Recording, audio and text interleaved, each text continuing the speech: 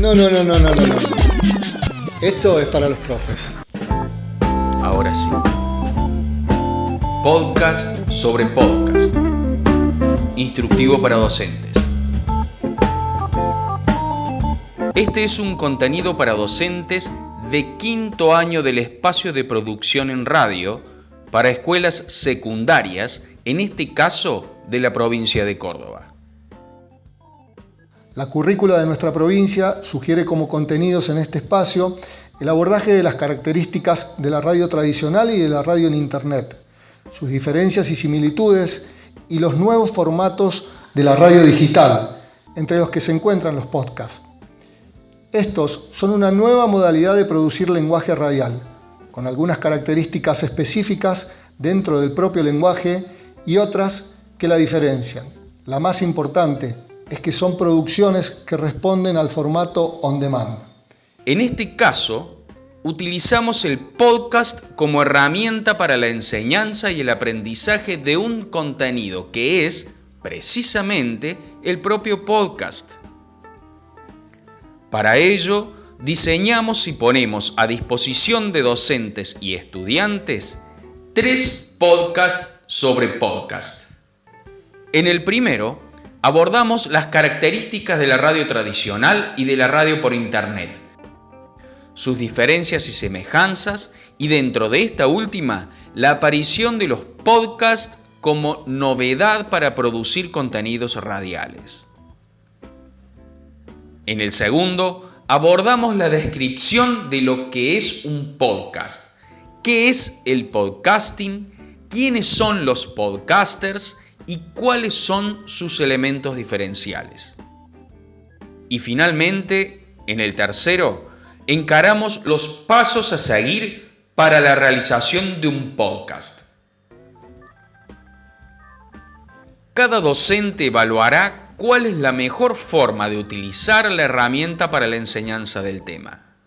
Por ejemplo, se puede proponer una escucha individual de cada capítulo, usando los celulares y auriculares, para luego pasar a responder una guía sobre lo que escucharon y un posterior debate e intercambio de lo que respondieron. Los podcasts pueden ser alojados en una plataforma en Internet para que los estudiantes accedan a ellos, o bien pueden distribuirse en el aula mediante WhatsApp, mail o Bluetooth. La idea final es que los estudiantes puedan producir su propio podcast. Para la producción del podcast, sugerimos utilizar las herramientas de más fácil acceso, esto es, los teléfonos celulares, auriculares y parlantes. También, en el caso de que se disponga, podemos utilizar notebooks, PC de escritorio o el gabinete de medios con que puede que cuente la escuela. Para el proceso de edición postproducción, sugerimos usar software de libre acceso para editar sonidos, como el Audacity o el Spreaker Studio. El Audacity se recomienda sobre todo para la edición en PC, en tanto que el Spreaker Studio es una aplicación ideal para generar podcast con los celulares, además de contar con una plataforma que permite subir los productos terminados para compartirlos con el mundo.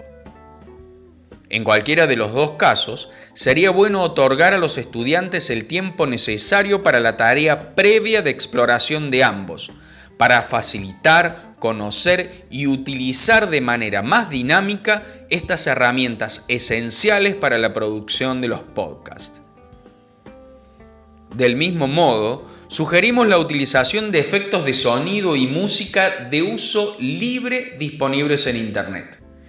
El no tener inconveniente con los derechos de autor de la música que se utilice es un requisito fundamental para poder publicar sin riesgo alguno los podcasts en cualquier plataforma, como la propia Spreaker, Parque Podcast, iVoox, Podomatic, Anchor y muchos más. Recomendamos a los docentes no obviar este último paso, el de la publicación de los podcasts, puesto que representará una experiencia invalorable para el estudiante que poder recurrir él o su familia o amistades al producto generado durante las clases. Podcast sobre podcast. Una herramienta para el abordaje, la enseñanza y el aprendizaje de la temática para los docentes de quinto año de educación secundaria de la asignatura Producción en Lenguajes de Radio de la provincia de Córdoba.